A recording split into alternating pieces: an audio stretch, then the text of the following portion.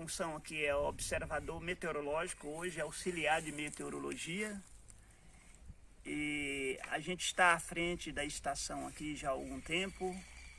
É um trabalho cotidiano, é um trabalho ininterrupto, né? A estação meteorológica é também uma estação de superfície, pois ela vai informar, avaliar os elementos meteorológicos na superfície ou como visto da superfície. A estação é uma estação climatológica principal. Climatológica porque ela vai estudar o clima, ela vai dar elementos para estudo do clima. Ela é principal porque ela tem maior número de instrumentos. Ela é chamada também de estação completa.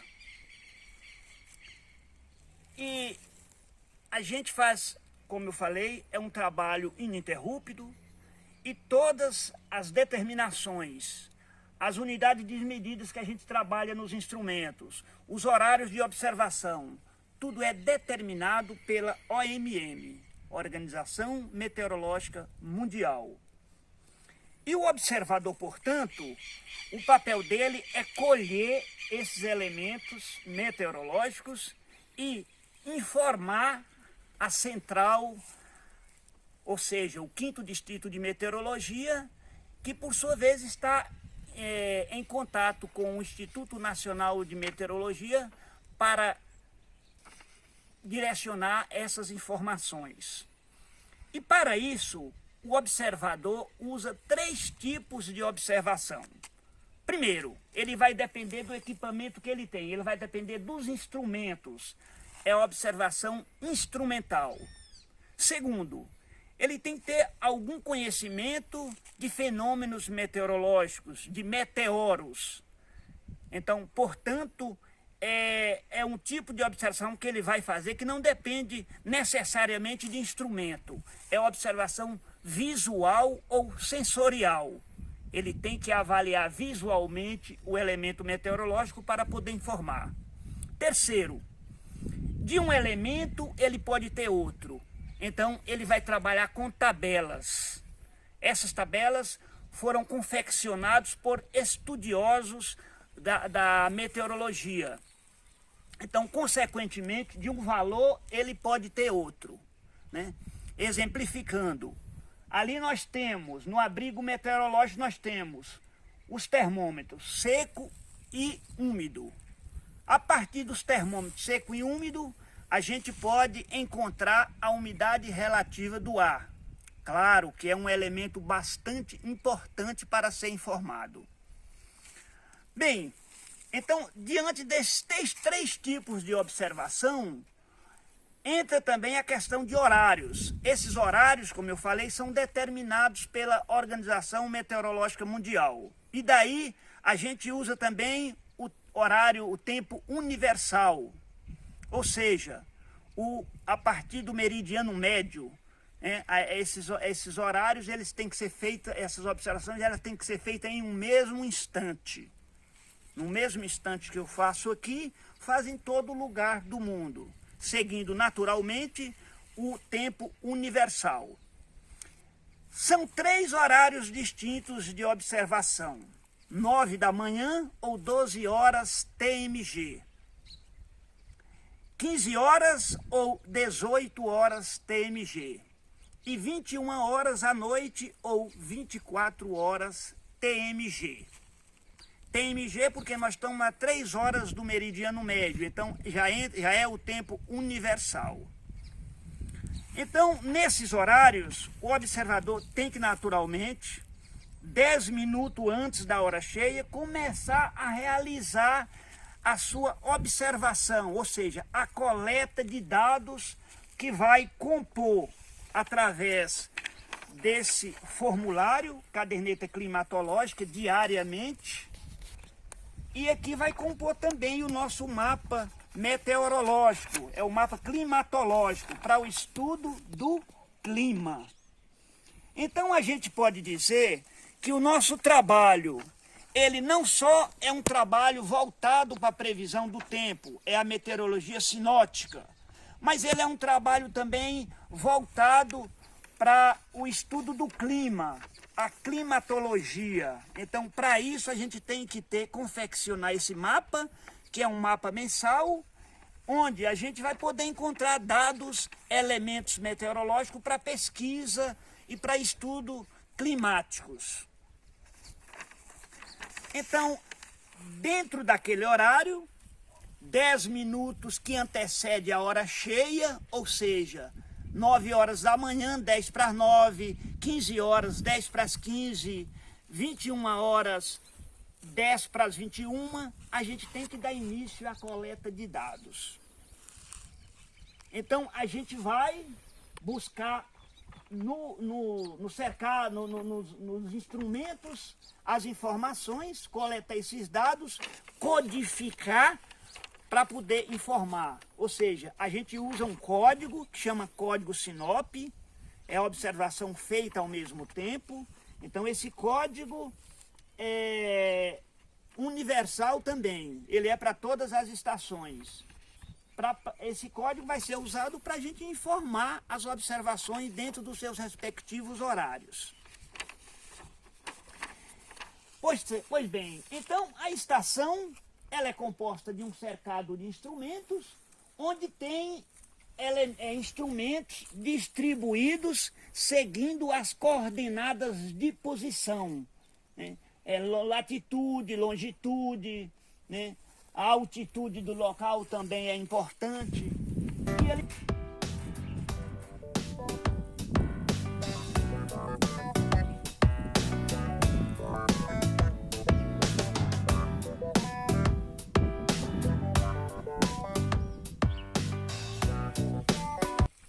Aqui nós temos o abrigo meteorológico, formado de venezianos, porque naturalmente o ar vai circular aqui dentro desse abrigo.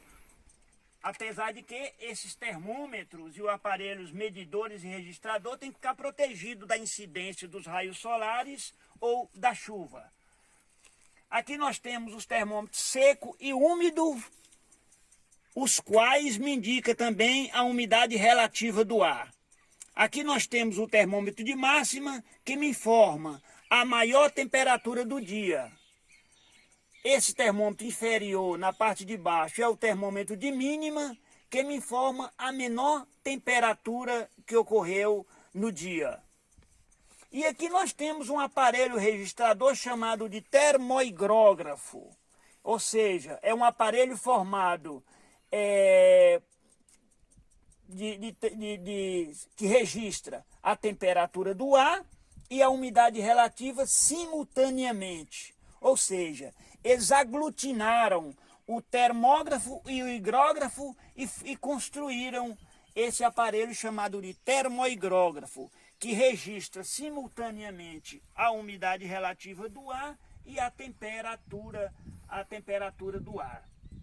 Aqui nós temos o evaporímetro de Pichet, é um tubo de vidro utilizado para medir a evaporação em milímetros.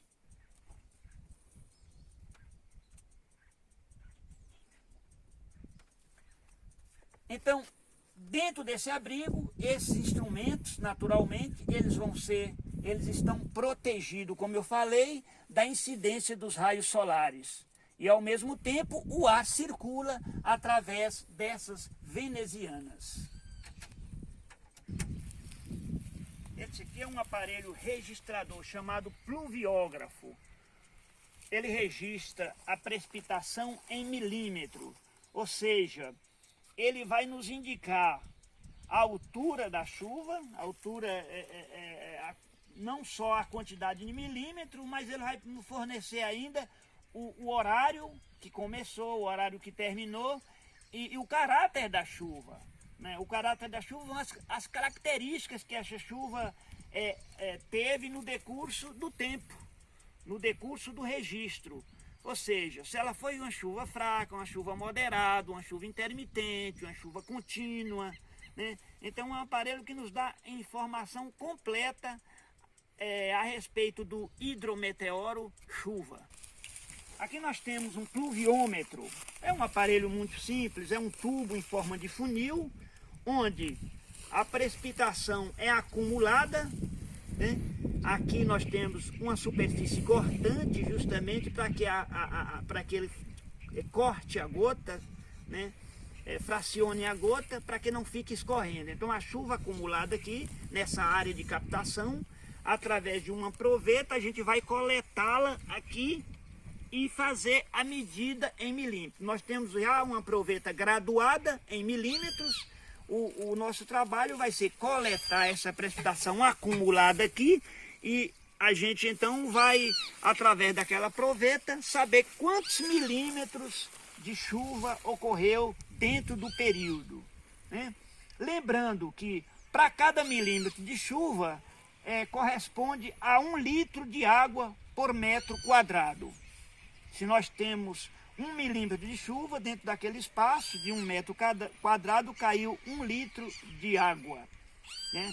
Se nós temos aí 800 milímetros de precipitação, 900 milímetros de precipitação, corresponde naturalmente a 900 litros de água por metro quadrado. Outro elemento importante meteorológico que a gente analisa, que a gente mede, que a gente informa, é a insolação, ou seja, o tempo em que o Sol esteve presente na superfície, convergindo diretamente para a superfície. Então, esse aparelho aqui vai fazer com que esse período solar seja registrado nessa tira, é uma tira de papel própria. Então ela vai ser queimada naturalmente no período solar, o período em que os raios solares esteve direto na superfície, vai queimar. Como hoje, por exemplo, temos um dia nublado, essa tira ela não vai ser queimada, porque os raios solares não estão convergindo, as nuvens estão impedindo que esses raios cheguem até a superfície. Então, naturalmente, essas tiras acumuladas no decurso do mês vai nos fornecer um período chamado período de insolação, ou seja, quantas horas de sol tivemos na superfície naquele período. Aqui nós temos um aparelho registrador da radiação solar.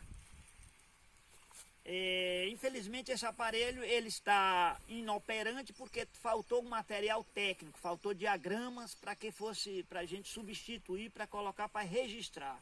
Mas é um aparelho muito interessante porque ele vai registrar, ele vai nos informar a radiação solar, né, chamada também de radiação solar global, né, que é uma forma de energia proveniente do Sol. Então esse aparelho é chamado de actinógrafo. Tanque de evaporação classe A. É um tanque de 120,7 centímetros de diâmetro por 25 de profundidade. Essa área vai nos indicar a evaporação da água contida nesse tanque no decurso das 24 horas. Ou seja, através desse aparelho chamado de micrômetro, a gente vai medir o nível da água dentro dessa área conhecida como tranquilizador. É justamente para a gente apoiar o micrômetro e a gente medir o nível da água, a superfície da água dentro do tanque. Quando a gente tem essa leitura, a gente vai subtrair essa leitura de hoje da leitura de ontem. A gente vai justamente observar quantos milímetros de evaporação ocorreu no decurso do dia, no período de 24 horas. Tá? Então, como a evaporação, ela, além de outros fatores, basicamente a entrada da energia calorífica e o vento, além de outros fatores, né, umidade relativa, a gente trabalha com o tanque associado com o anemômetro totalizador, o anemômetro de tanque, que é aquele equipamento que está a 60 centímetros da borda do tanque, que registra também a velocidade do vento em quilômetros por 24 horas. Ou seja, A partir da entrada da energia calorífica e do vento, a gente vai ter o índice de evaporação do tanque classe A.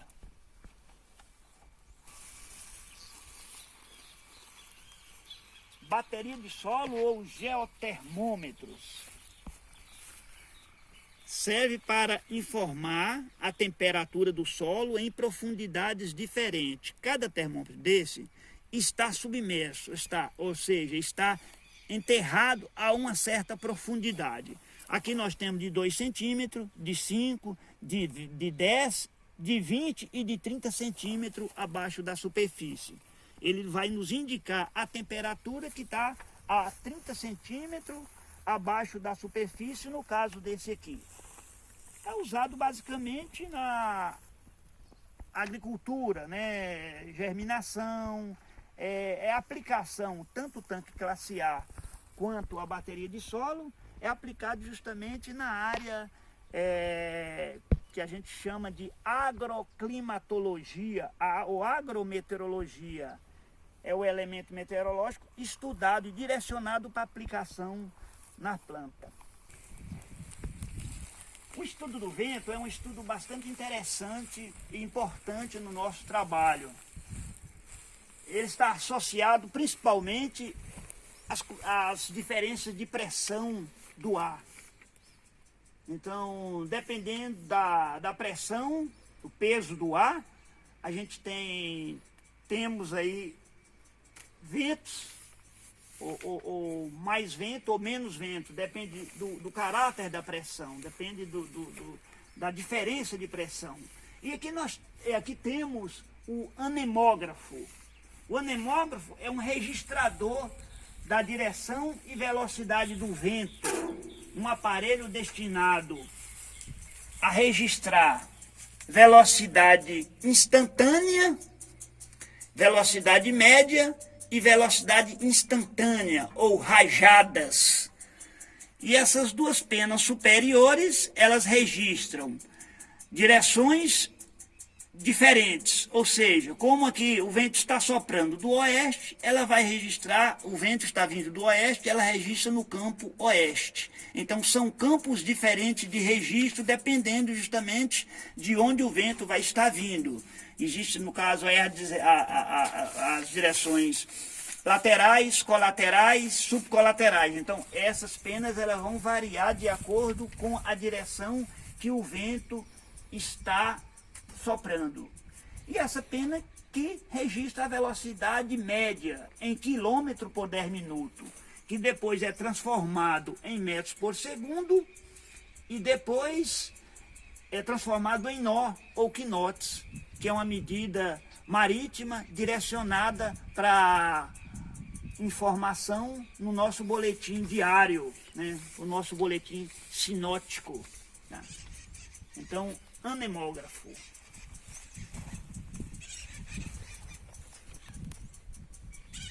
Lá nós temos os sensores de velocidade e a placa que indica a direção. As conchas em cima vai transmitir a esse sistema de registro a velocidade. E o outro sensor, em forma de pá, vai nos indicar a direção do vento, ou seja, de onde o vento está soprando. Nesse caso especificamente, nesse instante, ele está vindo do oeste para oeste. E aí então a gente vai coletar dentro da informação, dentro do espaço de tempo de 10 minutos, para informar a direção predominante e o horário. Falamos da estação climatológica de Januária, a estação convencional. Mas dentro dessa estação convencional que já mostrei, temos aqui também a estação automática.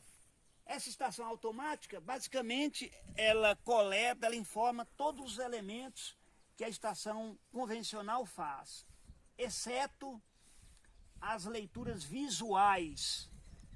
Como eu falei, aquelas sensoriais, essa estação não informa. Nebulosidade, nevoeiro, névoa úmida, névoa seca, orvalhos, todos esses elementos visuais, essa estação não informa. Porém, é uma estação bastante, nós já temos uma rede bastante ampla no Brasil de estações automáticas. E aqui nós temos uma estação automática, ela coleta automaticamente os elementos meteorológicos e repassa de hora em hora para a central.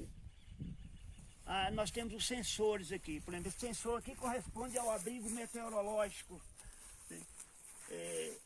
Praticamente essa casinha, essa parte aqui corresponde ao abrigo meteorológico, ou seja, ele informa temperatura, umidade relativa, né? E ali também nós temos na parte superior, é fixo, informa a direção do vento e a velocidade. Ali nós temos o sensor de pluviógrafo. Aqui nós temos o pluviógrafo. Aqui nós temos o radiômetro, que substitui o nosso actinógrafo. Registra, informa a radiação. E aqui a pluviosidade. Então, basicamente, tudo feito de forma automática, sem necessidade de interferência do observador, né?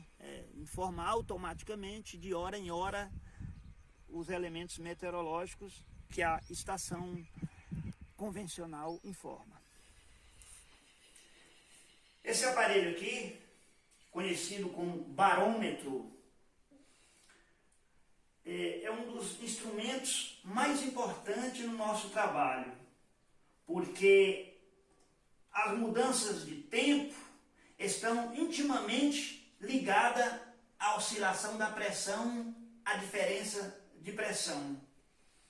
É um instrumento que mede a pressão atmosférica do local, no local. Então, a partir dessa leitura desse aparelho aqui, da altura do mercúrio, da altura do mercúrio aqui, a gente vai poder ter o valor da pressão nesse local. A esse aparelho, a gente vai aplicar algumas correções para se chegar à pressão, né? A gente faz a leitura do aparelho, depois alguns elementos, alguns fatores interferem na pressão. Por exemplo, a correção de altitude. Dependendo da altitude do local, a gente vai aplicar uma correção chamada correção ou redução a 0 grau centígrado, que é justamente para corrigir esse aparelho da temperatura, porque ele foi fabricado para trabalhar a 0 grau centígrado. Então, a gente vai aplicar essa correção, redução a 0 grau centígrado, porque a nossa temperatura é superior. Então, vamos aplicar a correção de gravidade, porque a gravidade também interfere no comprimento da coluna de mercúrio. Então, nós vamos aplicar essa correção para chegar à leitura real, a pressão real do local da estação. Então, conhecido como barômetro, a ele nós temos acoplado aqui o termômetro, que dependendo da oscilação da temperatura, vai interferir também no comprimento da coluna. Então, justamente, a gente tem que ler primeiro a temperatura, depois ler o valor da pressão no aparelho. Basicamente, é esse trabalho que a gente desempenha aqui na estação, além desses dados instrumentais, os quais mostramos, temos também todo fenômeno que ocorre na estação, a gente temos que ter um conhecimento dele ou observar para a gente anotar, medir e avaliar nebulosidade, por exemplo, né? Além de outros meteoros que temos que observar visualmente. Basicamente, esse é o trabalho que fazemos aqui diariamente. E no fim do mês, complementando com esse mapa, que vai compor os arquivos do Instituto de Meteorologia e os nossos arquivos aqui da estação para trabalho de pesquisa e estudos climáticos necessários ou que se queira fazer. A gente agradece a presença e nos colocamos à inteira disposição para qualquer visita e inteirar-se também de todo o nosso trabalho. Sejam sempre bem-vindos e muito obrigado.